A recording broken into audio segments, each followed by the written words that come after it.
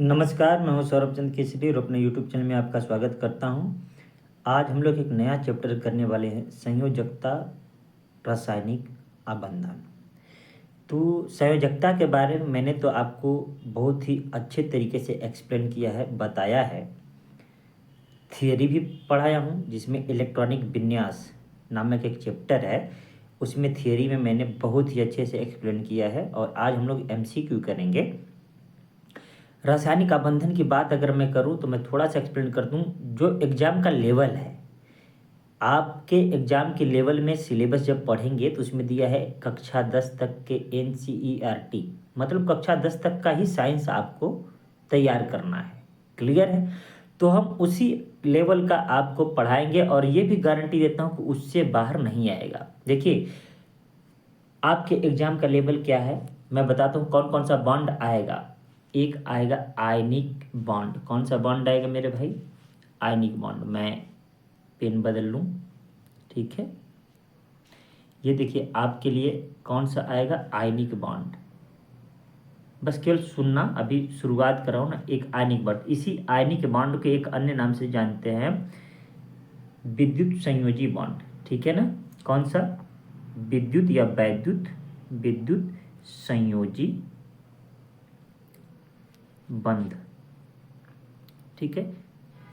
दूसरा क्या आपके एग्जाम में आएगा? दूसरा आएगा सहसंयोजी बंध। सहसंयोजी बंध। मैं पूरा प्रीवियस ईयर देख लिया हूं, तभी आपको बता रहा हूं। यही दो बॉन्ड आपको आएगा, इससे ज़्यादा नहीं आएगा। अगर आ गया तो मैं एक्सप्लेन करूंगा। एक होता है उपसहसंयोजी बंध। क्या होता है? उपसहसंयोजी बंध, कोवैलेंट बॉन्ड, ठीक है ना। तो उपसहसंयोजी बंध आएगा आपको, ठीक है। और एक आएगा आपका हाइड्रोजन बंध। कौन सा बंध? हाइड्रोजन बंध। तो ये सारे प्रश्न मैं आपको करा दूंगा। आप खुद MCQ देखिएगा। MCQ बहुत ज़्यादा दिया था, मतलब खूब ज़्यादा भर भर के प्रश्न आया है। ये देखिए पहला ही प्रश्न जो है ये ग्रुप D में आया हुआ है कि नहीं, 2022 में। समझ रहे हैं? तो हम लोग वही करेंगे जो एग्जाम के लिए इम्पोर्टेंट है। और जहाँ मुझे लगेगा थियरी पढ़ाने का, फिर MCQ, तो वहाँ थियरी कराऊंगा। जहाँ मुझे लगता है, मुझे भरोसा है कि मैं ऐसा एक्सप्लेन कर दूंगा कि बच्चों को थियरी की जरूरत नहीं पड़ेगी, तो बस MCQ के साथ ही कर दूंगा। तो मैं यहाँ पर आपसे समय लेना चाहूँगा थोड़ा सा एक्सप्लेन करने के लिए कि ये बॉन्ड क्या बनते हैं। और अगर मेरा वो वीडियो आप देख लिए हैं तो मैंने आवर्त साड़ी में भी आपको कुछ याद कराया है, उतना से ही काम बन जाएगा। मैं थोड़ा सा एक्सप्लेन करने के लिए मैं क्या करता हूँ, इसको मिटाता हूँ पहले, ठीक है, ठीक है।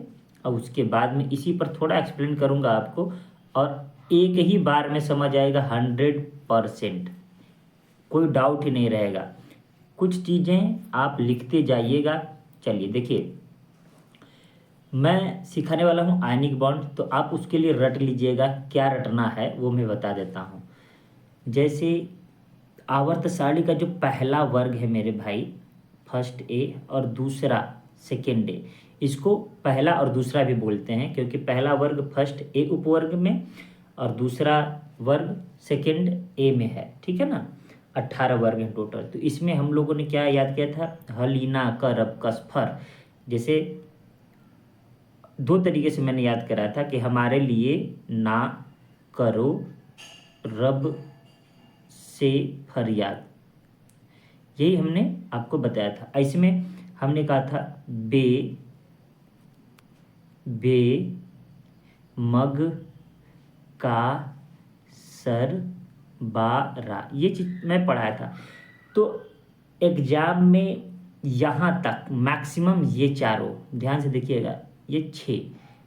कौन कौन सा? Lithium, beryllium, sodium, potassium, magnesium, calcium. ये 6 जो बताया हूँ ये आपको देखने को मिलेंगे। याद रखिएगा, अगर ये किसी भी तत्व से, किसी भी परमाणु से बंध बनाते हैं, इनका यौगिक आपको, इनका सूत्र दिखा, तो आपको लगाना है आयनिक बंध। कौन सा बंध मेरे भाई? आयनिक बंध। अब इसी आयनिक बंध को हम लोग क्या बोलते हैं पता है ना? वैद्युत संयोजी बंध। क्लियर हो गया? एग्जाम्पल जैसे मैं कह दूं NaCl, Na दिख गया ना, तो ये इसमें कौन सा बंध होगा? तो आप कहेंगे आयनिक बंध। मैं कह दूं MgO, कौन सा बंध रहेगा? आयनिक बंध होगा। बात समझ में आई? कोई दिक्कत? याद रखिएगा, जहाँ पर लिथियम दिख गया, सोडियम दिख गया, पोटेशियम दिख गया, बेरिलियम, मैग्नीशियम, कैल्शियम, इतना लिख लीजिएगा। अगर ये दिखा, ये ट्रिक बता रहा हूँ समझ लीजिए, ये दिखा तो आपको आंख बंद करके आयनिक बंध लगाना है। क्लियर है? कोई दिक्कत? आगे बढ़ते हैं। और दूसरा क्या? सहसंयोजी बंध। अब आयनिक बंध में क्या होता है ये भी बता दूं कि एक परमाणु इलेक्ट्रॉन को त्यागता है और दूसरा परमाणु इलेक्ट्रॉन को ग्रहण करता है। चलिए NaCl की बात कर लेते हैं, ठीक है। तो सोडियम का इलेक्ट्रॉनिक कन्फिग्रेशन करेंगे पहले। इसका परमाणु क्रमांक कितना होता है? 11, ठीक है। फिर उसके बाद में Cl, क्लोरीन का कितना होता है? 17। परमाणु का हमने इलेक्ट्रॉनिक विन्यास सिखाया है। पहले कोश में 2, दूसरे में 8, बच गया 1, ठीक है। अब जैसे ही Cl का करेंगे तो 2, 8, 10 हो गया, 10, 7, 17, ठीक है। ये नील बोर्स के नियम से हमने कर दिया, बोरबरी के नियम से, ठीक है। अच्छा, इसको अष्टक पूरा करने के लिए क्या करना होगा? ये एक इलेक्ट्रॉन त्याग देगा तो अष्टक पूरा हो जाएगा। और क्लोरीन का अष्टक कब पूरा होगा? जब ये एक इलेक्ट्रॉन ग्रहण कर लेगा। तो ये क्या करेगा? एक इलेक्ट्रॉन त्याग के क्लोरीन को दे देगा। बात को समझिएगा। अब ये एक इलेक्ट्रॉन जो है मेरे दोस्त, ये क्लोरीन को दे देगा, क्योंकि क्लोरीन के पास, बेचारे के पास 2, 2, 4, 2, 6, 1, 7। हमने 7 क्यों लिखा? क्योंकि बाहरी कोश ही संयोजी इलेक्ट्रॉन होते हैं। बाहरी कोश में उपस्थित इलेक्ट्रॉन क्या कहलाते हैं? संयोजी इलेक्ट्रॉन। तो संयोजी इलेक्ट्रॉन ही तो संयोग करेंगे।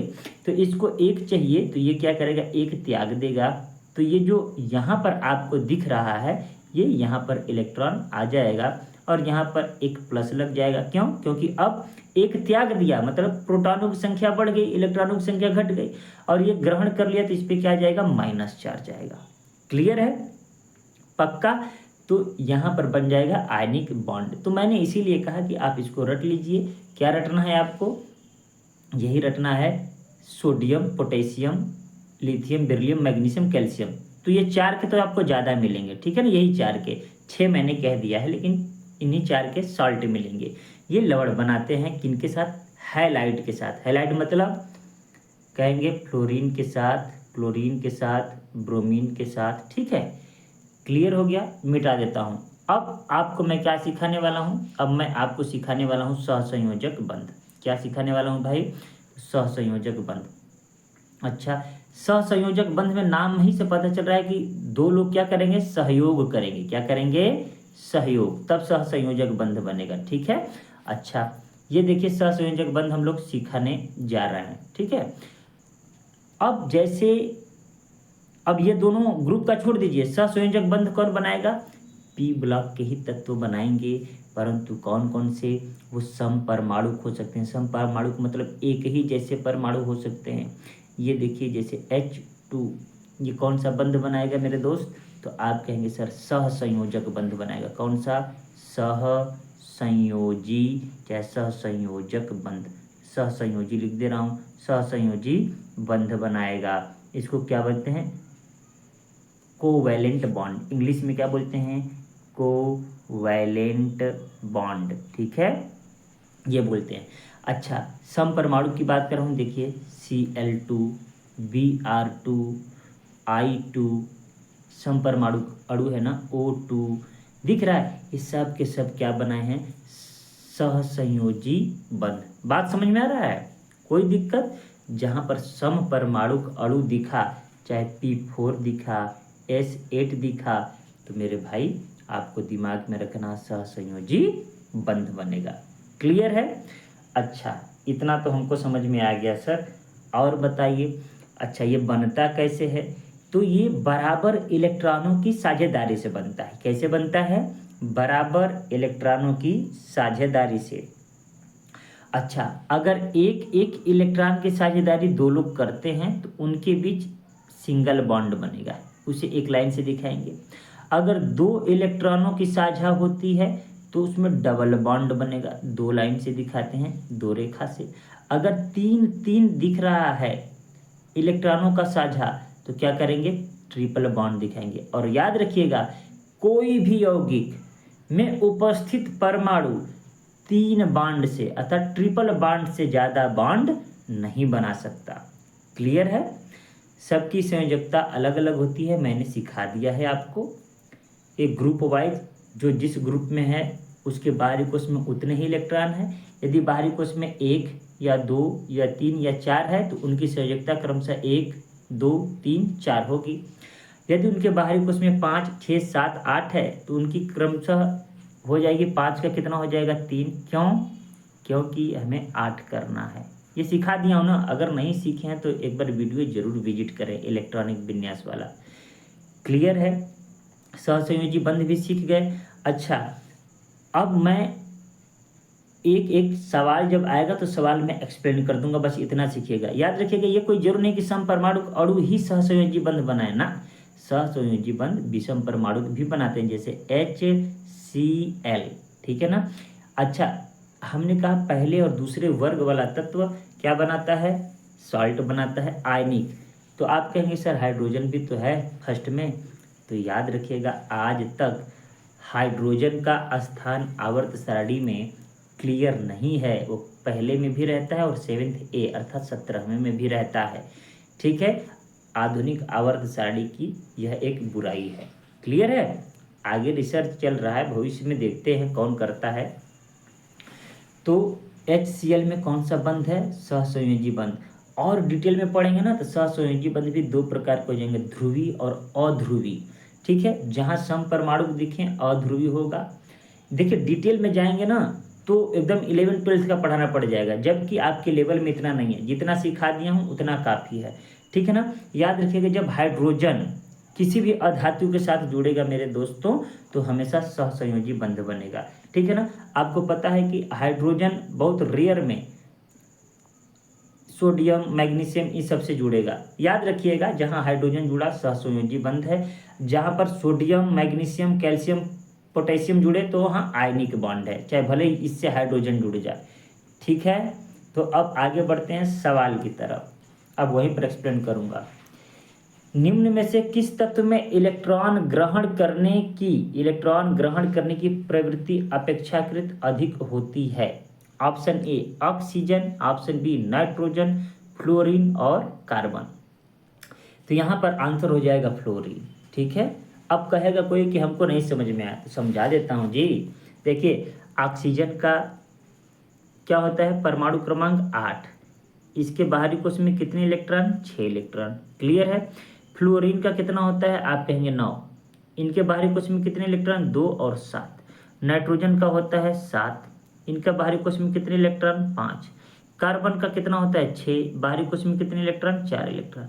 अच्छा, अब बताइए सबसे ज़्यादा जरूरी किसको है अष्टक पूरा करने का? जिनको कम इलेक्ट्रॉन चाहिए, तो मेरे भाई फ्लोरीन को सबसे कम एक ही इलेक्ट्रॉन की जरूरत है और वो बना लेगा। तो इसका मतलब फ्लोरीन के पास इलेक्ट्रॉन ग्रहण करने की प्रवृत्ति अधिक है। क्लियर है? कोई दिक्कत? पक्का? तो याद रखिएगा कि जिसके बाह्य कोश में अधिक इलेक्ट्रॉन हैं उसकी प्रवृत्ति क्या है, अधिक है। ठीक है? लेकिन किसके लिए, अधातुओं के लिए। ठीक है? धातु के लिए जिसके पास कम है इलेक्ट्रॉन त्यागने को, उसके पास अधिक प्रवृत्ति रहेगी त्यागने की। ठीक है ना? हमने क्या कहा, त्यागने में कम वाला ध्यान देना है। जैसे 2, 8, 1 है ना? अगर ये एल्यूमिनियम मैंने कर दिया 2, 8, 3, तो त्यागने की प्रवृत्ति सोडियम में है, क्योंकि 1 आसानी से त्यागा जा सकता है, 3 आसानी से त्यागा नहीं जा सकता। जब 1 आसानी से ग्रहण किया जा सकता है तो फ्लोरीन सही आंसर होगा। क्लियर है? तो यहाँ पर आंसर हो गया फ्लोरीन। अब ये मैं जो करके दिखाया हूँ इतना जरूरत नहीं है। अगर आपको याद है कि ऑक्सीजन में ओझा सर से टिपो, ये तो 6A में है अर्थात 16वें में है। नाइट्रोजन नेपाल, पाकिस्तान, ऑस्ट्रेलिया सब भिखारी, ये तो 5वें में है। कार्बन काशी गए शंकर पार्वती, ये तो 4थे में है। तो जो सबसे लास्ट में आएगा आपका आवर्त सारणी में, वही सबसे प्रबल इलेक्ट्रॉन ग्रहण की क्षमता रखेगा। दूसरा प्रश्न की ओर बढ़ते हैं। दूसरा प्रश्न है हमारा, नाइट्रोजन में इलेक्ट्रॉनों की कुल साझा कितना है? तो कुल संख्या बताना है मेरे भाई। अब ये क्या है? नाइट्रोजन। अब जिनको पता है कि ये 5वें ग्रुप में है, 5th ए में, जिनको याद करा दिया हूँ तो समझे उड़ा देगा। 5वें में है तो इसके बाहरी कोश में कितने इलेक्ट्रॉन? 5 इलेक्ट्रॉन। इसको कितना चाहिए? और 8 पूरा करने के लिए 3 चाहिए। तो 2n है ना, 2n है तो 3 इलेक्ट्रॉन ये और 3 इलेक्ट्रॉन ये साझा करेगा, तो कुल कितने इलेक्ट्रॉन हो गए? 6। तो ऑप्शन 6। अब मैं इसको करके दिखाता हूँ शुरू से, ताकि आपको समझ में आ जाए। मेरे भाई N2 लिखा है तो मैं N का पहले ये सिखाता हूँ आपको। N का परमाणु क्रमांक कितना? 7। तो 2 और 8 लिखते हैं तो 2 और 5 हो गया, क्योंकि 7 ही है। बाहरी कोश में कितने इलेक्ट्रॉन? 5। मतलब इनके संयोजी कोश में 5 इलेक्ट्रॉन है। तो नाइट्रोजन को लिखते हैं, 2 नाइट्रोजन है तो मैं क्या करता हूँ, दोनों को लिख देता हूँ। एक का इलेक्ट्रॉन कुछ इस प्रकार से बनाता हूँ। 5 इलेक्ट्रॉन तो कितने चाहिए मेरे दोस्त? इसकी वैलेंसी कितनी होगी? तो कहेंगे सर 3। तो 3 को यहाँ लिखता हूँ। क्लियर है? अच्छा, 2 और 3 5। देखिए इस नाइट्रोजन का क्रॉस लिखा हूँ कि आपको स्पष्ट समझ में आ जाए कि इनका इलेक्ट्रॉन ये है, और इस वाले का गोला लिखा हूँ कि समझ में आ जाए। अब देखिए ये घेर दिया तो 2 6 8, इसका 8 इलेक्ट्रॉन हो गया कि नहीं हो गया? मतलब यह क्या हो गया? अस्थाई हो गया। अब ये भी कहेगा, ये भी घेर लेगा। देखिए ये 6 इलेक्ट्रॉन कॉमन हो गया ना, 6 इलेक्ट्रॉनों का कुल साझा हो गया ना। साझा कितने कितने का किया है? तो नाइट्रोजन का, इस नाइट्रोजन का 3, इस नाइट्रोजन का 3। मतलब यह हुआ, हमने कहा जितने इलेक्ट्रॉनों का साझा करेगा उतने ही बॉन्ड होगा। एन पे कितने बॉन्ड हो गए? Triple bond. कितने बॉन्ड? Triple bond. इसी से सिग्मा पाई बॉन्ड बनता है, मैं वो सिखाऊंगा। अभी थोड़ा लिख देता हूँ कि आगे लिखूंगा, ठीक है? टेंशन मत लीजिएगा। अगर संकरण आ गया तो, नहीं भी आया तो मैं अपने से बता दूंगा कि एक बॉन्ड में कितने सिग्मा, 2 बॉन्ड में कितने, 3 बॉन्ड में कितने। टेंशन मत लीजिएगा। यहाँ पर कितने इलेक्ट्रॉनों की कुल संख्या है मेरे भाई? तो कहेंगे सर 6 आया। इसमें कोई डाउट किसी को? ठीक है ना? शुरुआत में मैं एक्सप्लेन करूंगा ज़्यादा, फिर उसके बाद में उड़ाता चला जाऊंगा। क्लियर है? आगे बढ़ो ना। हमेशा इलेक्ट्रॉनिक विन्यास करिएगा। और देखिए कितना इलेक्ट्रॉन है, उसी हिसाब से आपको 8 इलेक्ट्रॉन बाहर कोश में करना है, उसी इलेक्ट्रॉन का साझा करना है।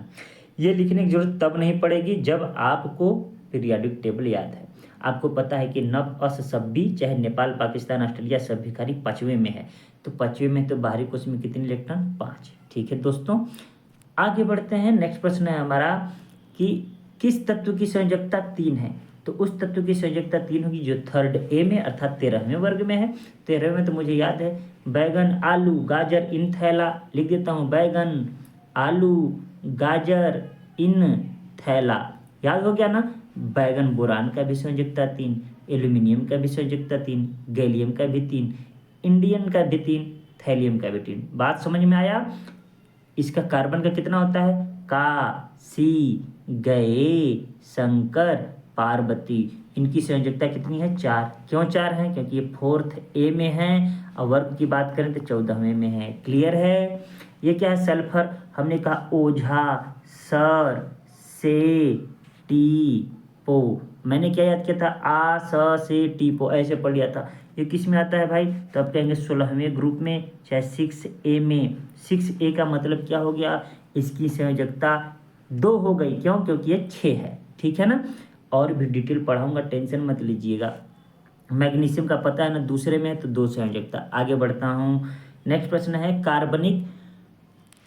कार्बन यौगिकों का गलनांक आयनिक यौगिकों की तुलना में कम क्यों होता है? कम क्यों होता है? देखिए आयनिक यौगिकों का जो गलनांक है वो अधिक होता है अन्य यौगिकों के तुलना में। कारण क्या है? तो आयनिक यौगिक में कौन सा बंध होता है मेरे भाई? कहेंगे कि सर आयनिक बंध होते हैं, प्लस और माइनस वाला चार्ज होता है। ठीक है ना? प्लस और माइनस वाला। ठीक है ना? हालांकि ये उदासीन अवस्था में रहते हैं। क्यों? क्योंकि एक प्लस एक माइनस से खत्म। परंतु जैसे ही इसमें पानी पड़ा, नमी हुआ, तो जैसे ही नमी आएगा इनके इलेक्ट्रॉन मुक्त हो जाएंगे, इस रूप में हो जाएगा, और इसमें विद्युत क्या होगा? संचालित होने लगेगा। तो कभी पूछ दे कि साल्ट में अर्थात नमक में विद्युत का प्रवाह कब होगा, तो कहेंगे गलित अवस्था में। किस अवस्था में, गलित अवस्था में या फिर विलयन अवस्था में, लेकिन ठोस अवस्था में कभी नहीं होगा। क्लियर है। तो हम क्या कहेंगे, देखिए आयनिक यौगिकों की तुलना में, अच्छा उल्टा हमने बता दिया। देखिए कार्बन यौगिकों का गलनांक आयनिक यौगिकों की तुलना में कम होते हैं। कार्बनिक के संबंध में पूछा है, हम आयनिक के संबंध में उत्तर दे दिए, ठीक है ना। अगर यही पूछता है ऐसे कि आयनिक यौगिकों का गलनांक कार्बनिक यौगिकों की तुलना में अधिक क्यों होता है, तब जवाब ए होता, ठीक है ना। सॉरी एक्साइटमेंट में बता दिया, लेकिन सीखिए आप। तो ये तो होगा नहीं, क्योंकि ये आयनिक पर निर्भर करता है। कार्बनिक यौगिकों की बात क्या है, तो हम ये कहेंगे कि अणुओं के बीच छीड़ माने कमजोर आकर्षण बल के कारण, ठीक है ना। कौन सा आकर्षण बल, छीड़, कमजोर आकर्षण बल के कारण। आंसर हो गया ऑप्शन बी, ठीक है ना। आगे बढ़ते, छीड़ मतलब कमजोर आकर्षण बल से वो बंधे होते हैं। हालांकि सहसंयोजक बंध ही होता है, लेकिन वो क्या होता है, कमजोर होता है कार्बनिक यौगिकों में। इसके वजह से उनकी जो गलनांक है वो आयनिक यौगिकों की तुलना में कम होता है, ठीक है, याद रखिएगा। अच्छा अब देखिए, कह रहा है समूह 17 के तत्वों की संयोजकता कितनी है। आंख बंद करके एक लगाएंगे, पूछिए क्यों। याद कराया था ना, फिर, कल, बाहर, आई, आंटी, यही याद कराया था ना हमने। कैसे फ, कल, ब्र, आई, एट, ऐसे याद कर लिया था। ये 17वें में है, इसका मतलब बाहरी कोश में कितने इलेक्ट्रॉन, 7। 17वें का मतलब 7th ए में है, तो जिस उपवर्ग में है उतने इलेक्ट्रॉन होंगे। तो जिनके बाहरी कोश में 7 इलेक्ट्रॉन है, तो एक ही का ना जरूरत है मेरे भाई 8 होने के लिए, तो बस आंसर हो गया बी। आगे बढ़ते हैं, कह रहा है नाइट्रोजन परमाणु का कौन सा कोष पूछा है, ऊर्जा स्तर N2 अणु बनाने में भाग लेता है। तो देखिए अब सिखाना है, इसलिए मुझे टाइम लगेगा 2 और 5।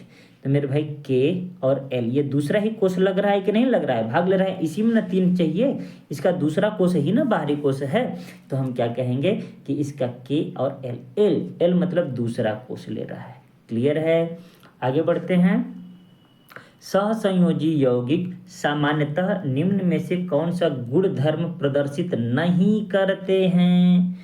तो पहला ऑप्शन, ये विद्युत और ऊष्मा के कुचालक होते हैं। बिल्कुल सही बात है, ये कह रहा है तो ये होता है, हमको नहीं वाला चुनना है। अभी सुनिएगा, कह रहा है ये इलेक्ट्रॉनों की साझेदारी से बनते हैं। बिल्कुल सही बात। अभी देखिए हमने N2 वाला कहानी सिखाया था ना, कि ये 3 था और ये N का 3 था, और ये दोनों ऐसे करके हमने साझा करके बनाया था, दोनों का काम हो गया था ना, तो इलेक्ट्रॉनिक साझेदारी से बनते हैं।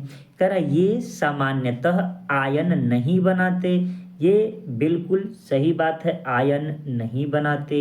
ये क्या करते हैं, आयन नहीं बनाते। ये तीनों बात सही है, और हमको चूज क्या करना है, गलत वाला है। कह रहा है ये कार्बनिक विलायक में विलय नहीं होते, जबकि कार्बनिक विलायक में विलय होते हैं। इसका मतलब ये ऑप्शन गलत हो गया। अब आंसर कौन सा देना है, नहीं वाला देना है। तो नहीं वाला मतलब गलत वाला आंसर चूज करना है, तो option D is right answer. क्यों, इसको ध्यान देना है। कह गुणधर्म प्रदर्शित नहीं करता है, तो ये गुणधर्म प्रदर्शित नहीं करता है। इसमें दिया ना कार्बनिक विलायक में विलय नहीं होते हैं, ये हो गया आंसर सही, क्योंकि इसमें दिया है कि कौन सा गुणधर्म नहीं है। जबकि सहसंयोजक यौगिकों में क्या गुण होता है, वो ऊष्मा के कुचालक होते हैं, इलेक्ट्रॉनिक साझेदारी से बनते हैं, वो आयन नहीं बनाते हैं, और कार्बनिक विलायक में विलय होते हैं। बात समझ में आया कि नहीं। यहाँ पर दिया है नहीं वाला, तो हमको ये गलत लगा, इसलिए गलत ही चूज करना था, इसलिए आंसर हमने ये दे दिया। ऐसे प्रश्न में बहुत कन्फ्यूजन होता है, इसलिए आराम से पढ़िए। नेक्स्ट प्रश्न कह रहा है कि नाइट्रोजन अणु के निर्माण में शामिल सहसंयोजिक आबंधों की संख्या। ये आपके लिए होमवर्क, क्यों, क्योंकि मैं पढ़ा दिया हूँ। तो ये हो गया, आप लिखेंगे 393 का आंसर ये है। कितने बंध होंगे, ऑप्शन दे दिया है, ठीक है ना। कौन सा कह रहा है, नाइट्रोजन अणु N2, आपके लिए इतना हेल्प कर दिया। नेक्स्ट, प्रोपेन अणु में 3 कार्बन परमाणुओं द्वारा सभी हाइड्रोजन परमाणुओं के साथ कुल कितने इलेक्ट्रॉनों की साझेदारी की जाती है। तो पहले एक चीज़ नया सिखा देता हूँ आपको, गिनती। तो मेरे साथ गिनती लिखिए 1 से 10 तक। क्या लिखेंगे? 1 से 10 तक। आपको 1 से 8 तक में ही काम बन जाएगा, लेकिन लिखिए 1 से 10। क्या लिखेंगे? मैथ। मैथ माने 1, ओ यानी 1 पढ़े हैं ना, तो आज मैं आपको सिखा रहा हूँ 1 to 1। एथ, एथ माने 2। क्या है? एथ, एथ माने 2। अब तीसरा लिखिए प्रोप, प्रोप माने 3। ठीक है, मैथ, एथ, प्रोप, प्रोप के बाद लिखिए ब्यूट, ब्यूट माने 4। जहाँ 4 आया ब्यूट हो गया। पेंट, पेंट माने 5। हेक्स, हेक्स माने 6। अच्छा, हेप्ट, हेप्ट, हेप्ट माने 7। ऑक्ट, ऑक्ट माने क्या होता है? 8। नोन, नोन माने क्या होता है? कहेंगे 9। और डेक, डेक माने क्या होता है? 10। 10 तक गिनती याद हो गया ना? कॉपी कलम तुरंत उठाइए और लिखिए। अब देखिए, जहाँ पर एन लगा, यहाँ एन लगा ना, प्रोप पर एन लग गया तो propane, methane, ethane, propane, butane, pentane, ane लग रहा है ना। जहाँ एन लगेगा दोस्तों, वहाँ कार्बन कार्बन के बीच सिंगल बॉन्ड होगा। ठीक है ना। जहाँ पर इन लगेगा, मैं सिखा रहा हूँ तो वो सीखिएगा। इन, जैसे प्रोपेन की जगह प्रोपीन होता, तो उसमें कार्बन कार्बन के बीच डबल बॉन्ड होता। ठीक है ना। अगर जहाँ पर आइन लगा होता, आ इन, जैसे प्रोपेन को क्या लिखता? प्रोपाइन, प्रोपाइन लिखता, तो उसमें कार्बन और कार्बन के बीच 1 2 3 3 बंध लगता है। क्लियर है? अच्छा, गिनती आ गया आपको कि नहीं आ गया? चलिए अब हल करते हैं, ठीक है ना। सिखाता हूँ आपको।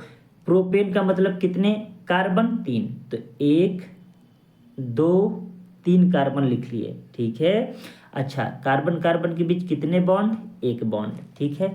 और क्या हमने सिखाया है? कार्बन किसका परमाणु है? तो 4th A या 14वें ग्रुप का। 14वें का इकाई के अंक 4 होता है, उसके बाहरी कोश में 4 इलेक्ट्रॉन, मतलब संयोजी कोश में 4 इलेक्ट्रॉन। ठीक है, 4 इलेक्ट्रॉन हो गया तो हाइड्रोजन कह रहा है। हाइड्रोजन कभी भी एक ही बॉन्ड बनाता है। क्यों? क्योंकि हाइड्रोजन के बाहरी कोश में केवल एक ही इलेक्ट्रॉन है। क्लियर है? तो इसका मतलब मेरे भाई, हमको कार्बन को 4 बॉन्ड दिखाना है। तो इस कार्बन के पास कितने बॉन्ड दिख रहे हैं आपको? कहेंगे सर ये वाला 1 दिख रहा है, तो 2 3 और 4 अपने मन से 4 कर दिए। क्यों 4 किए बताओ तो? 4 हमने इसलिए किया, क्यों? क्योंकि कार्बन की संयोजकता 4 होती है। तो इस कार्बन का अगर देखें तो 1 2 3 4, 1 2 3 4। अब जहाँ जहाँ खाली वहाँ हाइड्रोजन लिखना है। सिखा रहा हूँ, सीख लीजिए, अच्छा लगेगा। नहीं, एग्जाम में जब नहीं बनेगा ना, तब उस समय आपका मुंह बन जाएगा। तो ये देखिए, हमने जहाँ जहाँ था सब जगह सेट कर दिया क्या? हाइड्रोजन। ठीक है। अब आपसे पूछा है जो, वो बता दीजिए। कह रहा है कुल कितने इलेक्ट्रॉनों की साझेदारी होगी? ध्यान से पढ़िएगा। प्रोपेन अणु में 3 कार्बन परमाणुओं द्वारा सभी हाइड्रोजन परमाणु, ये 3 कार्बन परमाणु ये दिख रहे हैं ना, इनके साथ सभी हाइड्रोजन परमाणु है ना। कितने हाइड्रोजन परमाणु हो गए? 1 2 3 4 5 6 7 8। तो इसका मतलब हमें कुल 8 इलेक्ट्रॉनों की साझेदारी की जाएगी। तो option number A is right answer. अच्छा, क्या बार बार मुझे इतना बनाना पड़ेगा? क्या नहीं बनाना पड़ेगा। अगर आपको जो मैं सिखा रहा हूँ वो सीख लेंगे तो, नहीं सीखेंगे तो आपको तो पछताना ही है। वैसे भी ये बनाने में बहुत पहाड़ नहीं है, लेकिन देखिए अगर एन लिखा है तो ये एल्केन समूह का अणु है, और एल्केन का सूत्र होता है CnH2n+2। तो ये सवाल पूछता है एल्केन का फार्मूला क्या है, रट के लिख लीजिए। एल्कीन का भी पूछता है, एल्कीन, एल्कीन का क्या होता है? CnH2n होता है। अच्छा, एल्काइन का भी पूछ देता है। एल्काइन, एल्काइन मतलब मल्काइन समझ लीजिए। CnH2n-2, ये सूत्र लिख लीजिए। इसके सहारे से आप क्या कर सकते हैं, क्लियर कर लेंगे। प्रोपेन कहा ना मेरे भाई, प्रोपेन कहा तो तुरंत कहेंगे प्रोपेन का मतलब 3C होता है। 3 दूनी 6 2 8, 8 हाइड्रोजन यही दिख गया। Option number A is right answer. क्या बनाने में टाइम लगेगा क्या? मुँह जबानी करेंगे, लिखने की जरूरत तो नहीं है। 3 दूनी 6 2 8 एल्केन है। तो अगर ये कह देता प्रोपीन, तो प्रोपीन का क्या होता है? CnH2n दुगना होता, तो 3 दूनी 6। एल्काइन कहता तो 3 दूनी 6 - 2 = 4। उम्मीद करता हूँ इतना एक्सप्लेनेशन आपको समझ में आ गया होगा। आगे बढ़ते हैं। नेक्स्ट प्रश्न है, कार्बन परमाणुओं की संयोजकता कोश में उपस्थित इलेक्ट्रॉनों की कुल संख्या। तो मेरे दोस्त आपके लिए होमवर्क 395 का होमवर्क लिख के जरूर जवाब देना, ठीक है। मैं ये गारंटी देता हूँ कि अगर जितना MCQ करा रहा हूँ, अगर वो भी मन से कर लिए ना, तो केमिस्ट्री से जो जो टॉपिक अभी करा रहा हूँ उससे एक क्वेश्चन बाहर रह जाएंगे, इतनी गारंटी ले सकता हूँ। वो अलग बात है समय के अभाव में मैं पूरा करा पाऊंगा कि नहीं करा पाऊंगा पूरा केमिस्ट्री चाहे पूरा साइंस, क्योंकि बहुत बड़ा सिलेबस है, समझ रहे हैं। लेकिन जितना बन पा रहा है मुझसे आप लोगों के लिए उतना मैं करने का प्रयास कर रहा हूँ। क्यों? आप मेरी समस्या समझते हैं। ड्यूटी करना, खुद से खाना बनाना, मतलब आप ही वाला जीवन जी रहा हूँ। जब मैं पढ़ा रहा था या फिर स्टूडेंट था तो भी अपने हाथ से ही सब कुछ करना था, खुद पढ़ना था। तो वही चीज़ है कि आपको भी पढ़ाना है, ड्यूटी भी करना है, और खुद अपनी भी पढ़ाई करता हूँ। तो मुझे भी पढ़ना है, तो उसमें टाइम निकाल कर जितना बन सकता है मैं करता हूँ। बीच बीच में मैं इसलिए वीडियो नहीं डाल पाता कि मेरा एग्ज़ाम आ जाता तो मैं पढ़ने लगता हूँ। देखिए अभी भी क्या है, मैं जो सोचा हूँ वो मुझे नौकरी नहीं मिल पाई है। अभी मान कर चलिए मैं असफल ही व्यक्ति हूँ, लेकिन मैं चाहता हूँ कि आपको अपने साथ ही लेकर के चलूँ, आगे बढ़ाऊँ, और कम से कम आपको ऊर्जा देता रहूँ कि मैं जब इतना मेहनत करके भी पढ़ सकता हूँ तो आप तो पढ़ने के लिए ही हैं, ठीक है। नेक्स्ट प्रश्न है कि कार्बनिक यौगिकों में आमतौर पर नहीं पाया जाता। तो मेरे भाई आयनिक बंध नहीं पाया जाता, मैंने सिखाया है ना। आयनिक बंध किस में पाया जाता है? फर्स्ट ए और सेकेंड ए वाले में पाया जाता है। अच्छा, तो ये भी सिखा दूं कि कार्बन में एकल बंध, द्विबंध और त्रिआबंध तीनों बनते हैं। कैसे? देखिए एल्केन है मेरे दोस्त, तो मैंने कहा सिंगल सिंगल बॉन्ड बनेंगे। एल्कीन है तो कार्बन कार्बन के बीच डबल बॉन्ड। एल्काइन है तो कार्बन कार्बन के बीच ट्रिपल बॉन्ड। एक एक फार्मूला लिख दूं क्या? चलिए लिख देता हूँ जी। मेथेन लिखना है मुझे, मेथेन की जगह एथेन लिखना है। तो ये देखिए, ये जहाँ जहाँ खाली है वो सब जगह हाइड्रोजन है। अब भावनाओं को समझ लीजिएगा, ठीक है ना। अब यहाँ देखिए 4 ही ना करना है मुझे, तो देखिए 2 ये हो गया, 3 एक 4 बंड हो गया कार्बन का। यहाँ पर भी देखिए 1 2 3 4 हो गया ना। जहाँ जहाँ ये खाली है वो क्या है? हाइड्रोजन है, ठीक है। अच्छा, इसके जगह 1 2 3 है तो एक बॉन्ड चाहिए, एक बॉन्ड इधर, इधर हाइड्रोजन। ये देखिए एथेन हो गया, ये एथीन हो गया, और ये एथाइन हो गया, जिसको एसिटिलीन बोलते हैं। क्या बोलते हैं? C2H2। कौन सी गैस हो गई? Acetylene gas. इसका प्रयोग हम फलों को पकाने में करते हैं कृत्रिम रूप से, ठीक है। आपने देखा होगा आम पकाने के लिए कार्बाइड का उपयोग करते हैं। अब तो बंद हो गया है, बैन लग गया है, क्योंकि उसमें एसिटिलीन गैस निकलता है, और एसिटिलीन गैस हमारे शरीर के लिए हानिकारक होता है, ठीक है। अच्छा, ये एथाइन क्या होता है? C2H4, अरे एथीन, इसको क्या बोलते हैं? एथीन। और ऐसे एथिलीन, साधारण नाम एथिलीन, IUPAC नाम एथीन। ये एथिलीन गैस पेड़ों से निकलता है प्राकृतिक रूप से, फलों को पकाने में इसी का प्रयोग होता है। अब 2 बातें हमने कह दी सर, फलों को पकाने में इसको क्या है? तो C2H2 जो एसिटिलीन है, जिसका IUPAC नाम एथाइन है, ये कृत्रिम रूप से पकाने में प्रयोग है, और ये पेड़ों से खुद प्राकृतिक रूप में निकलता है।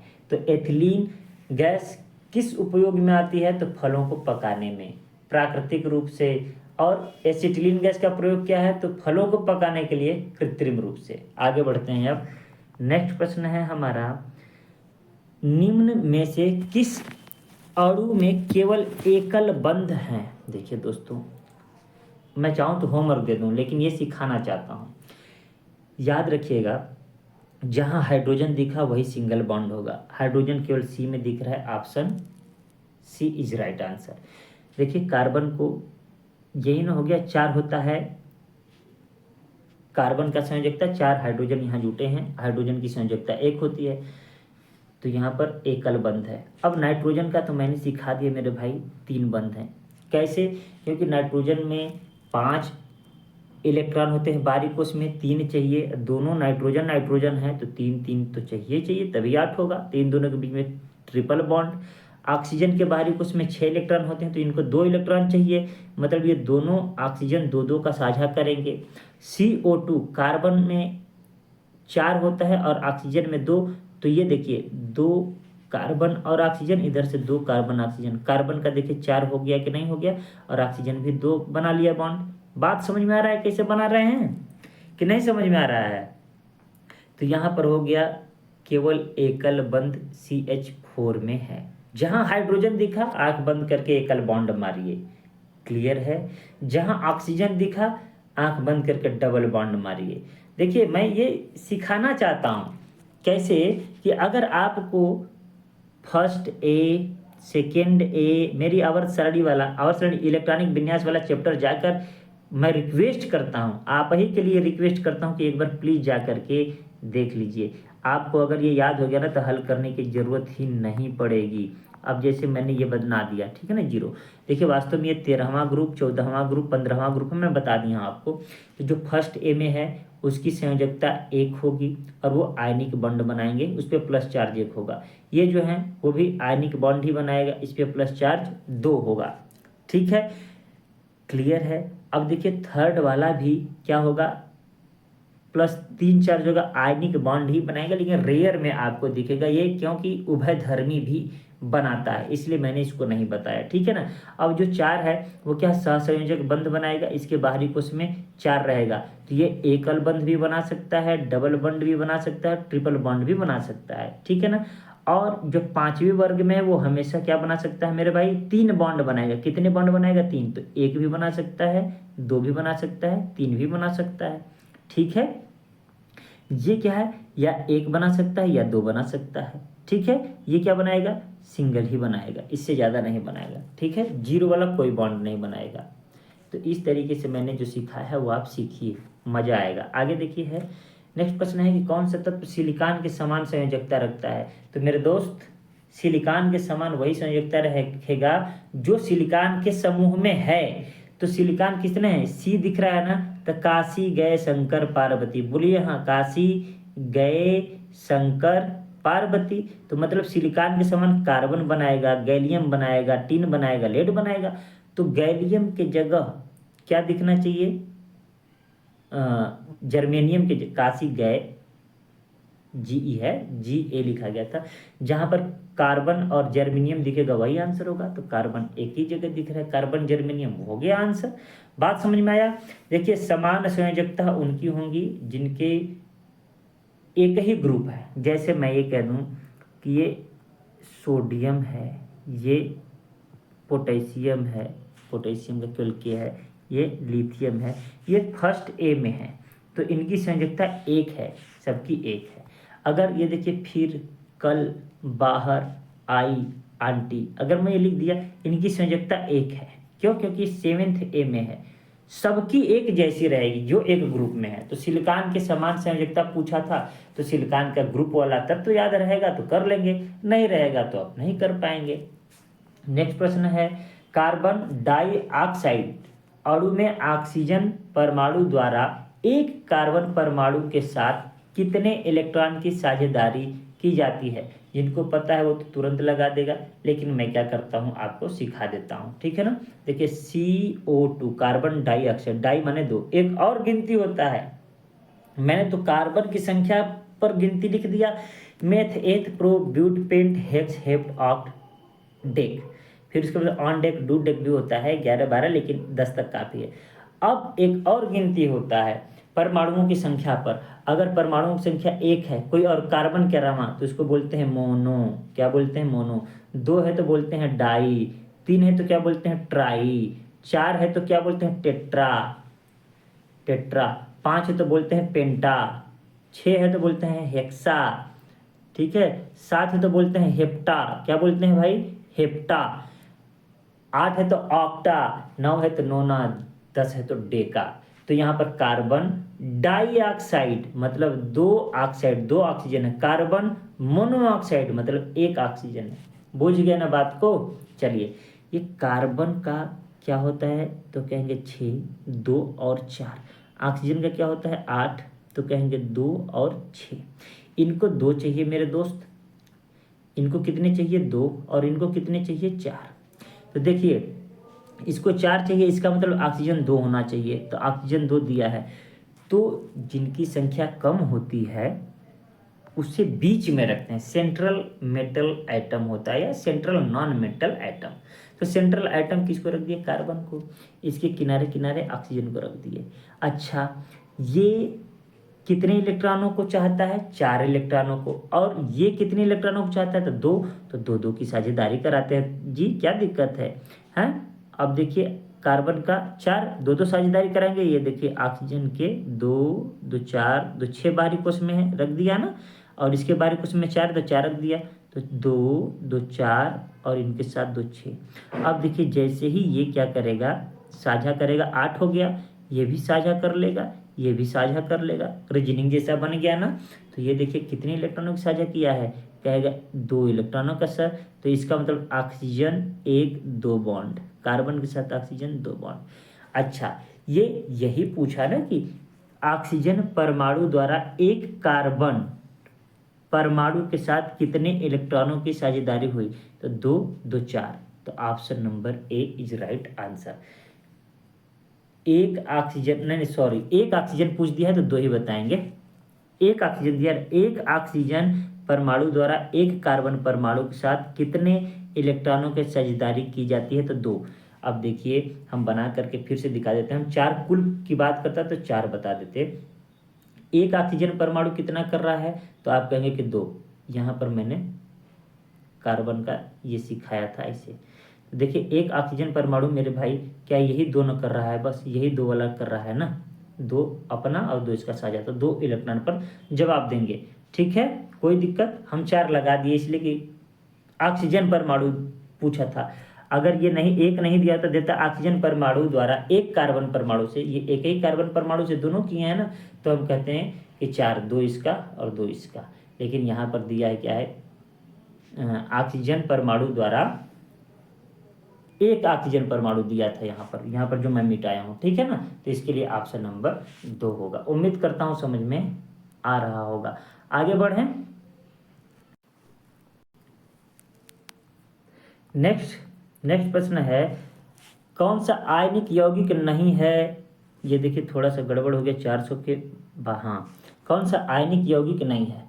अब बताइए, आप आयनिक यौगिक का चयन कर सकते हैं कि नहीं। हमने क्या बताया था ट्रिक, देखिए जहाँ पर ना, मग मतलब फिर पोटेशियम, कैल्शियम ये दिख गए तो आयनिक यौगिक हैं। कैल्शियम दिख रहा है, ये आयनिक यौगिक है, तो ये ऑप्शन हो ही नहीं सकता। सोडियम आयनिक यौगिक बनाता हो ही नहीं सकता। Mg आयनिक यौगिक बनाता है, हो ही नहीं सकता। तो एक ही ऑप्शन बचा, ऑप्शन नंबर डी।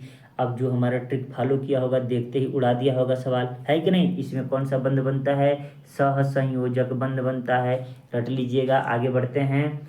नेक्स्ट प्रश्न है, आप जल्दी जल्दी उड़ाएंगे। उच्चतम संयोजकता वाले तत्व का चयन कीजिए। देखिए, इसके बाहरी कोश में 5 इलेक्ट्रॉन, बोलिए हाँ। इसके बाहरी कोश में 3 इलेक्ट्रॉन, इसके बाहरी कोश में 2 इलेक्ट्रॉन, इसके बाहरी कोश में 1 इलेक्ट्रॉन। तो जिसमें ज़्यादा इलेक्ट्रॉन है उनकी संयोजकता उच्चतम होगी। हालांकि इसकी भी संयोजकता 3 होगी और इसकी भी संयोजकता 3 होगी, परंतु यह त्यागता है और ये क्या कर रहा है, ग्रहण कर रहा है। ग्रहण करने की क्षमता ज़्यादा है क्योंकि इसके पास 5 इलेक्ट्रॉन है बाहरी कोश में। ठीक है, तो इसलिए ऑप्शन क्या होगा, ए नाइट्रोजन उच्चतम संयोजकता वाला है। ठीक है, अब जैसे ऐसे दे दे Mg और ऑक्सीजन, इन दोनों की संयोजकता 2 ही है मेरे दोस्तों। इस पे +2 चार्ज होता है, इस पे -2, लेकिन उच्चतम संयोजकता आप किसको मानेंगे, इसको। क्यों, क्योंकि इसके पास बाहरी कोश में 6 इलेक्ट्रॉन है, जबकि इसके पास बाहरी कोश में केवल 2 इलेक्ट्रॉन है। ठीक है ना, आगे बढ़ जाऊं तो इसका ऑप्शन ए नाइट्रोजन हो जाएगा।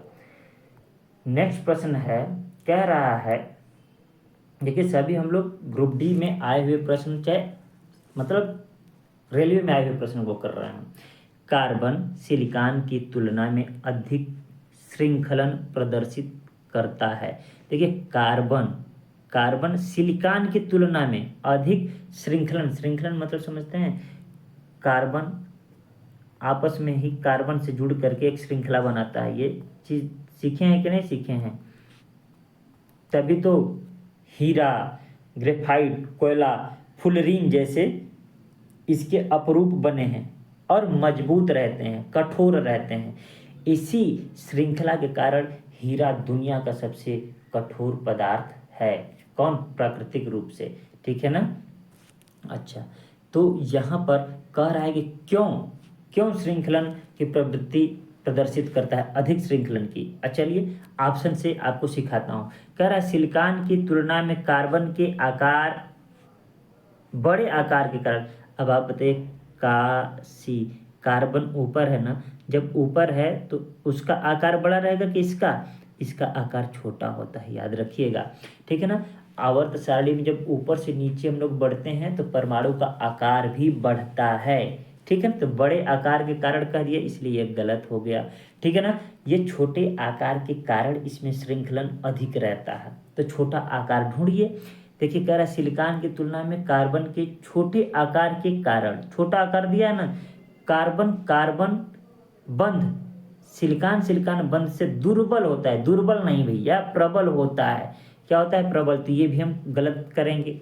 सिलिकॉन की तुलना में कार्बन के छोटे आकार, ये सही है, के कारण कार्बन बंध सिलिकॉन बंध से प्रबल होता है। यही हो गया ऑप्शन सी। देखिए कितना मतलब थियरी का भी सवाल दिया है। जो नहीं पढ़ेगा वो ग्रुप डी का साइंस नहीं हल कर पाएगा। क्लियर है? कोई दिक्कत? तो उम्मीद करता हूँ समझ में आएगा। अब देखिए सवाल उस हिसाब से तो ये भी देखेंगे। ऑप्शन डी देखिए, सिलिकॉन की तुलना में कार्बन के बड़े आकार, यहाँ कार्बन का बड़ा आकार दे दिया जबकि कार्बन का क्या आकार है? छोटा। तो याद रखिएगा आवर्त सारणी में जो ऊपर है उसका आकार छोटा होता है, ठीक है ना। काशी, गए, शंकर, पार्वती, सबसे बड़ा आकार किसका होगा? पीबी का। सबसे छोटा कार्बन का। उसके वर्ग की बात कर रहा हूँ, ठीक है। चलिए आगे बढ़ते हैं। इसका ऑप्शन सी हो गया। उम्मीद करता हूँ मेरा एक्सप्लेनेशन समझ में आया होगा। नेक्स्ट प्रश्न है, आयनिक यौगिकों में विद्युत चालकता के संबंध में इनमें से कौन सा कथन सही है? सही चूज करना है। देखिए आयनिक यौगिक तो विद्युत के सुचालक होते नहीं हैं, परंतु गलित अवस्था या द्रवित अवस्था में, विलयन की अवस्था में रहें तो उसमें चालकता आ जाती है। ये मैं सिखा चुका हूँ। चलिए तो ये ढूंढते हैं। आयनिक यौगिक ठोस एवं गलित, गलत बात है। गलित में तो होता है, ठोस में कभी नहीं होता, तो इसलिए गलत हो गया। आयनिक यौगिक गलित अवस्था में विद्युत का चालन करता है किंतु ठोस अवस्था में नहीं करते हैं। बिल्कुल सही जवाब। आयनिक यौगिक ठोस एवं गलित दोनों अवस्था में कुचालक होते हैं, गलत बात। ठोस में तो कुचालक होते हैं लेकिन गलित में क्या होते हैं? चालक। आयनिक यौगिक ठोस अवस्था में विद्युत का चालन, गलत बात है। ठोस अवस्था में विद्युत का चालन नहीं करते हैं, ठीक है। तो option number B is right answer. आगे बढ़ता हूँ। नेक्स्ट प्रश्न है हमारा, निम्नलिखित में से सहसंयोजी बंध नहीं होंगे। तो आपको यह बताना है किसमें सहसंयोजी बंध नहीं होंगे। ये होमवर्क नंबर 405 आपको जवाब देना है और आंसर लिखना है उसका। ऑप्शन ए ये, ऑप्शन बी ये, मतलब जैसे कि ऑप्शन बी सही हुआ तो अमोनिया लिखेंगे, ऑप्शन ए सही हो तो लिखेंगे मैग्नीशियम क्लोराइड, ऑप्शन सी होगा तो मेथेन। ऐसे आंसर दीजिएगा, ठीक है। 405 का होमवर्क है। देखिए आप लोग भी देखते होंगे, बहुत ज़्यादा लोग नहीं देखते हैं मुझे लगता है, 1-2 लोग ही कमेंट करते हैं, तो उनका जवाब मैं ज़रूर देता हूँ, ठीक है ना। इसलिए पूरा वीडियो देखिए और पढ़िए भाई। सबसे कठिन काम तो पढ़ना ही है। लोग पढ़ ही तो नहीं पाते हैं। जितना मज़ा आता है रील देखने में, मैं भी देखता हूँ, ऐसा नहीं कि मैं दूध का धुला हूँ, लेकिन मैं उसी अनुभव से तो बता रहा हूँ कि जितना मज़ा आता है रील देखने में, पढ़ने में मज़ा नहीं आता है।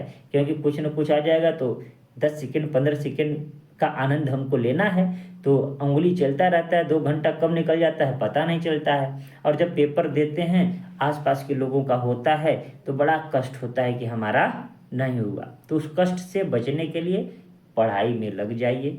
मेरा वीडियो देखिए या फिर किसी और का, लेकिन आप पढ़ने वाला वीडियो देखिए और केवल वीडियो पर निर्भर ना होकर के किताब पर निर्भर होकर के पढ़िए, ठीक है।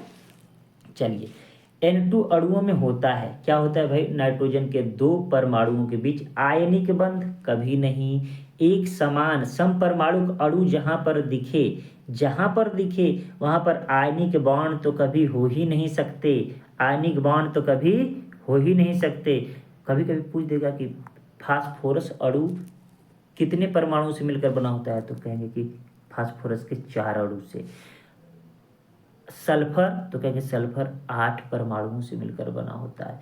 और सब में क्या होता है, तो आप कहेंगे सहसंयोजक बंध। ठीक है, चलिए सिखाता हूं, ये तो नहीं होगा, आयनिक बॉन्ड कर दिया।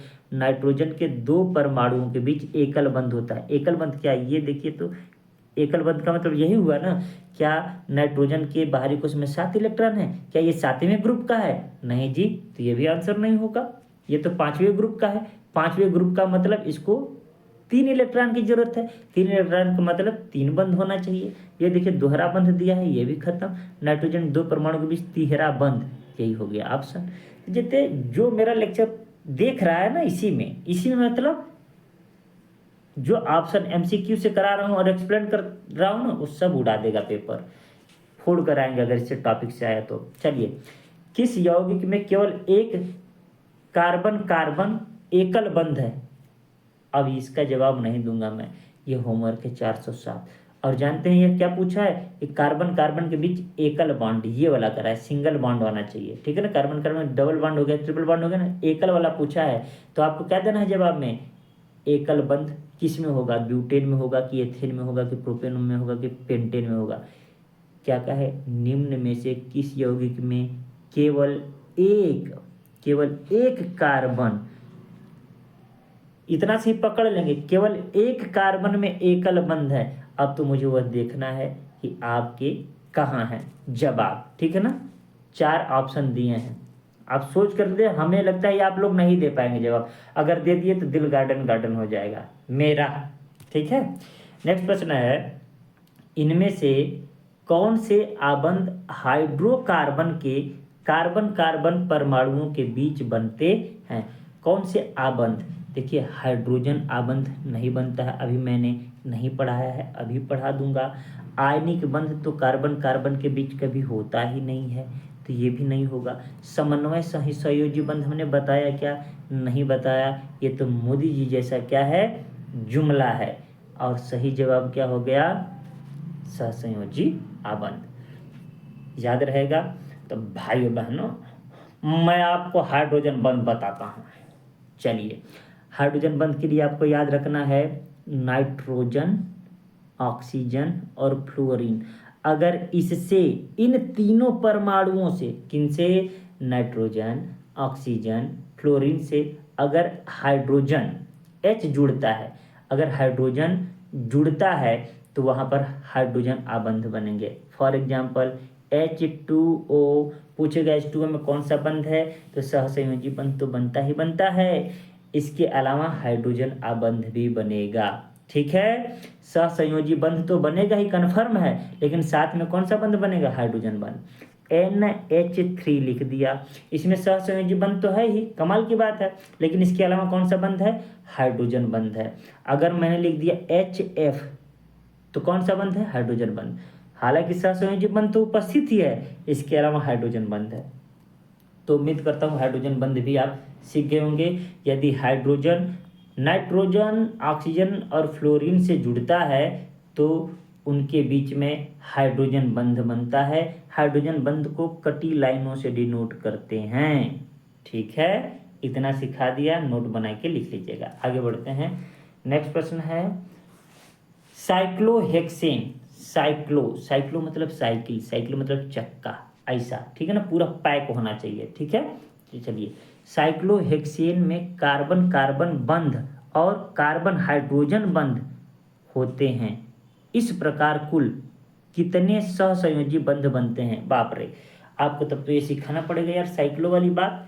साइक्लो का मतलब क्या होता है, साइकिल का चक्का देखे है ना, चक्का कैसे होता है, कहेंगे सर एकदम पैक रहता है। देखिए 1 2 3 बंद हो गया, त्रिभुज बन गया ना, पैक है ना, तो इसको बोलेंगे साइक्लो।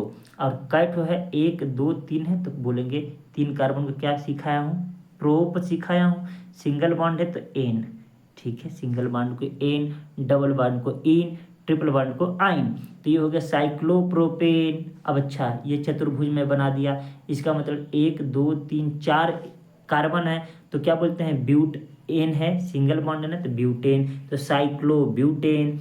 अच्छा, ये क्या है, कितने हैं भुजा इसमें, तो 5 है ना, तो 5 कार्बन हो गए, जितने भुजा उतने कार्बन, तो इसका मतलब पेंटेन है ये, तो कौन सा है, साइकिल वाला ना, तो साइक्लोपेंटेन। अगर पैक है तो बुझ गए कि नहीं, तो कहेंगे हाँ। उसी प्रकार हेक्सेन की जब बात आएगी, इसका मतलब क्या है, हेक्सेन की जब बात आएगी इसका मतलब यह हुआ कि 1 2 3 4 5 6, ये पूरा पैक है। अब कोई, अगर मैं यहाँ पर ये एक बिंदु लगा दूँ ना, बिंदु मतलब एक क्या कर दूँ, गोला वाला दूँ, तो बेंजीन हो जाएगा, लेकिन अभी ये साइक्लोहेक्सेन है। अच्छा, तो जहाँ जहाँ कटान बिंदु है, कटान बिंदु बूझ रहे हैं कि नहीं, ये वाला शीर्ष, ये सब ठीक है ना, तो यहाँ यहाँ कार्बन है। अब मैं इसको ऐसे लिखता हूँ, थोड़ा दूरी बना करके, सिखाना है तो हमको तो ऐसे ही करना होगा ना, ये तो आप कहेंगे कि बहुत बोरिंग पढ़ाना है, क्या ही करें, ऐसे टीचर ही हैं हम। ये देखिए, चलिए 6 कार्बन हमने लिख दिया कि नहीं, बोलिए हाँ, इसी चीज़ को मैंने ऐसे लिख दिया। अच्छा, कार्बन कितनी संयोजकता बनाता है मेरे बच्चों, तो कहेंगे सर 4, 1 2 3 4, 4 बॉन्ड को बनाना है। ये 4 बॉन्ड एक ही साथ नहीं लिखा हूँ, तो देखिए कार्बन, ये कार्बन 1 बनाया है, 2 बनाया है, तो 1 यहाँ 1 यहाँ, 4 हो गया कि नहीं। तो ये जब 2 बनाया है तो 1 यहाँ 1 यहाँ, ऐसे ही सभी लोग 4 4 बनाएंगे कि नहीं बनाएंगे, बोलिए हाँ। तो सब लोगों को मैं 2 2 ऐसे ऐसे तीर दे दे रहा हूँ, ठीक है। अच्छा, कार्बन कार्बन कितने बंध बना रहे हैं, देखिए 1 2 3 4 5 6, तो ऑप्शन 4 वाला तो होगा नहीं, या तो ये होगा या तो ये होगा, 6 हो गया। अच्छा, अब कार्बन हाइड्रोजन के बारे में देख लेते हैं, फिर कुल बॉन्ड के बारे में देख लेते हैं, कुल बॉन्ड कितना हो जाएगा मेरे भाई, तो अब कहेंगे कार्बन कार्बन के बीच में 6, और 6 2 8 2 10 2 12 2 14 2 16 2 18, 18 एक ही जगह है, option number B is right answer, ठीक है। अच्छा, कार्बन हाइड्रोजन के बारे में पूछता तो हम 10 12 बताते, देखिए कैसे, वो भी सिखा दूँ थोड़ा सा। अच्छा, मैं ऐसे जब बना दूंगा तो बूझ जाएंगे ना कि असल में जहाँ जहाँ कोना है वहाँ पर कार्बन है। यहाँ पर देखिए 2 हाइड्रोजन, यहाँ पर 2 hydrogen 2 hydrogen 2 hydrogen 2 hydrogen 2 hydrogen. अब देखिए मेरे भाई हाइड्रोजन कितना है, 1 2 3 4 5 6 7 8 9 10 11 12, तो 6 और 12 18 आंसर। बात समझ में आया कि नहीं आया, यहाँ पर देखिए 6 10 16, बात समझ में आया कि नहीं आया। अब एक एग्जाम्पल दूं क्या, एक एग्जाम्पल देता हूं और वो होमवर्क देता हूं, प्यार से जवाब दीजिएगा। मेरा होमवर्क क्या है, आप होमवर्क कैसे लिखिएगा, HWSK, ठीक है ना, ये मेरा नाम का कोड हो गया, होमवर्क SK मैं दे रहा हूँ कि मेरे बच्चों साइक्लो, क्या चीज़, साइक्लोपेंटेन, इसका जवाब देंगे तो मैं बहुत खुश हो जाऊंगा। साइक्लोपेंटेन में क्या है, कार्बन कार्बन के बीच बंध, कार्बन हाइड्रोजन के बीच, और कुल बंध, हो यही सवाल में ये दे दिया। इसका आंसर लिख करके दीजिएगा। होमवर्क में क्या लिखेंगे, होमवर्क SK, फिर साइक्लोपेंटेन में कार्बन कार्बन के बीच कितने बंध हैं, कार्बन हाइड्रोजन के बीच में कितने बंध हैं, और टोटल कितने बंध हैं, जवाब चाहिए। नेक्स्ट कह रहा है कि निम्नलिखित में से कौन सा तत्व एक कार्बन परमाणु के साथ दोहरा बंधन और एकल बंधन दोनों बना सकता है। ओ माय गॉड, ध्यान से सुनिएगा, कह रहा है कि कौन सा तत्व एक कार्बन परमाणु से कौन कौन सा बॉन्ड बना सकता है भाई, दोहरा भी और एकल। ये देखिए कभी भी दोहरा बना नहीं सकता, कभी भी दोहरा नहीं बना सकता, कभी भी दोहरा नहीं बना सकता, क्यों, क्योंकि ये 7वीं ए में है, किसमें है, 7वीं ए में, तो ऑक्सीजन हो जाएगा राइट आंसर।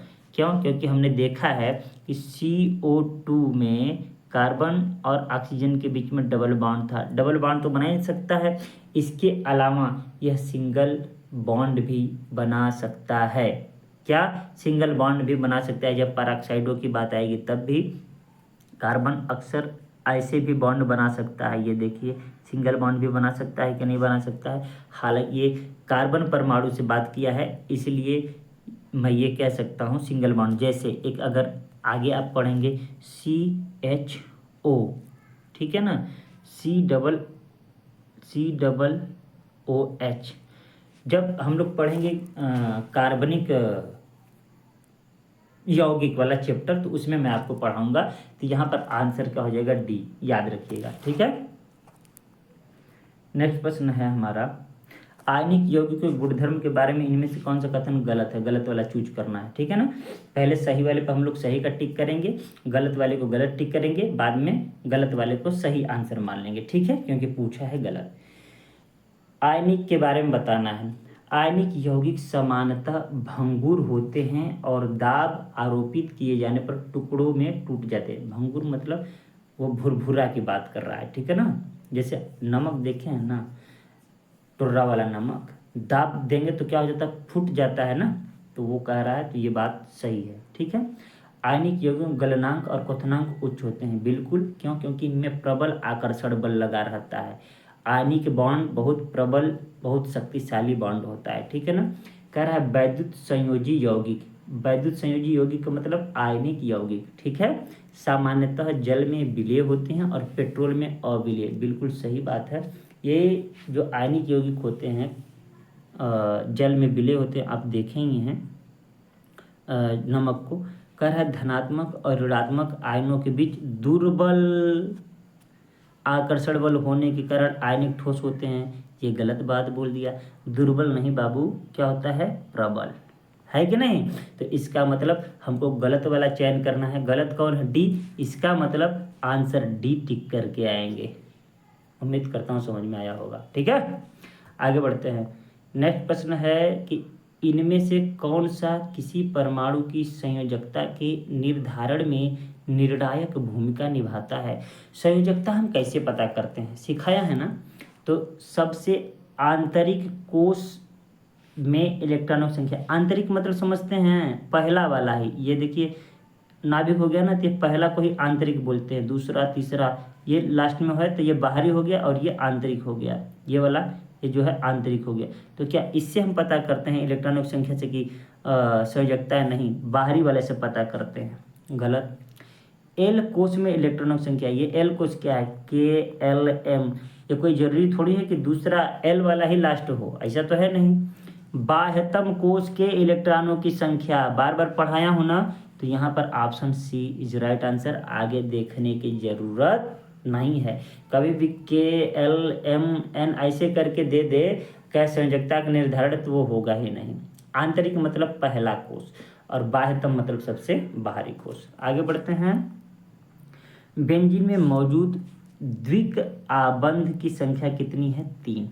बेंजीन मतलब C6H6, ये जो हम अभी बनाए थे, ये जो हम बनाए थे जीरो करके, ये क्या है, 3 आबंध डिनोट करता है। ये बता दूं आपको, ये मैं बता दूं, 1 बॉन्ड 2 बॉन्ड 3 बॉन्ड।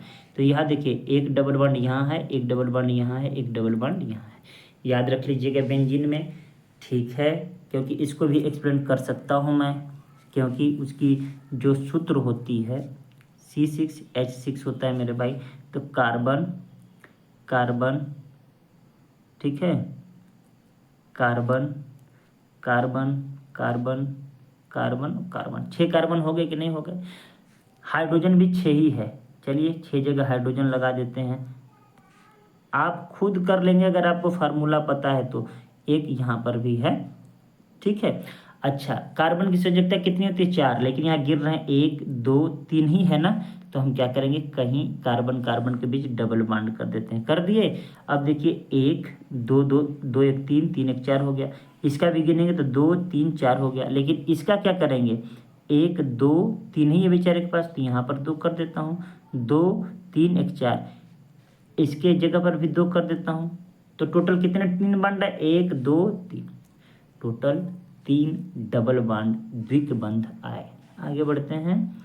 इनमें से कौन सा आयनिक यौगिक का क्वथनांक सर्वाधिक होगा। ये देखिए मैं चाहूँ तो जवाब दूं, लेकिन ये आपको होमवर्क देता हूँ, इसका जवाब गूगल से ही ढूंढ कर दीजिएगा, लेकिन आप दीजिएगा, फिर मैं क्या करूँगा, उसी कमेंट में आपका जवाब पिन कर दूंगा कि ये होगा, ठीक है। क्योंकि जो वीडियो नहीं देखेगा वो नहीं पाएगा इसका जवाब, है कि नहीं। 414 का अपने से दीजिएगा कि किस आयनिक का क्वथनांक सर्वाधिक होगा।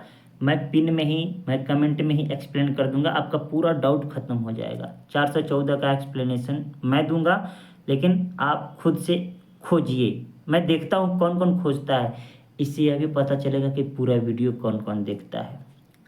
नेक्स्ट प्रश्न है, कह रहा है कि इनमें से दो तत्वों के संयोजी इलेक्ट्रॉनों की संख्या समान होती है। तो किन किन दो तत्वों की, तो जो एक ही ग्रुप में रहेंगे, एक ही ग्रुप में, तो फ कल बर आई 8, मतलब फिर कल बाहर आई आंटी, तो बाकी हम देखने की जरूरत ही नहीं है, मिल गया पहला ही ऑप्शन। तो ठीक है, ये देखिए 5वें में है, ये 4थे में है कि नहीं। ये देखिए 7वें में है, ये 3रे में है, ये पहले में है, ये शून्य वाले में है, 18वें में है। अब देखिए एकल कार्बन परमाणु कितने बंध बनाता है, क्या बता पाएंगे क्या। 415 का मैं बता देता हूँ। एकल कार्बन मतलब एक कार्बन परमाणु कितने बंध बनाता है, 4। ये देखिए 4 एकल बंध बनाता है कि नहीं। एकल कार्बन परमाणु कितने बंध बनाता है, तो 4 बंध बनाता है। Option C right answer. Carbon कितने बंध बनाता है मेरे भाई, तो कहेंगे 4। तो अब नेक्स्ट प्रश्न है, निम्नलिखित में से किस यौगिक में 7 सहसंयोजक आबंध होते हैं। 7 सहसंयोजक आबंध होते हैं। देखिए ethane, methane, butane, propane. Ethane में क्या होता है, C2, 2 बार C होता है ना।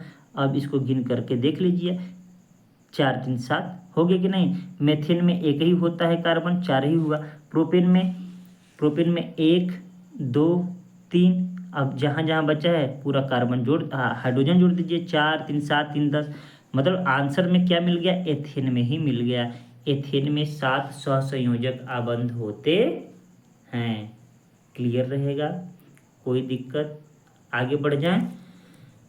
नेक्स्ट प्रश्न है, अब देखिए ये भी जरूरी नहीं कि बार बार बनाएं, हमको जब पता है CnH2n+2 है, ठीक है। देखिए एथेन का मतलब क्या होता है, 2 होता है, ठीक है ना।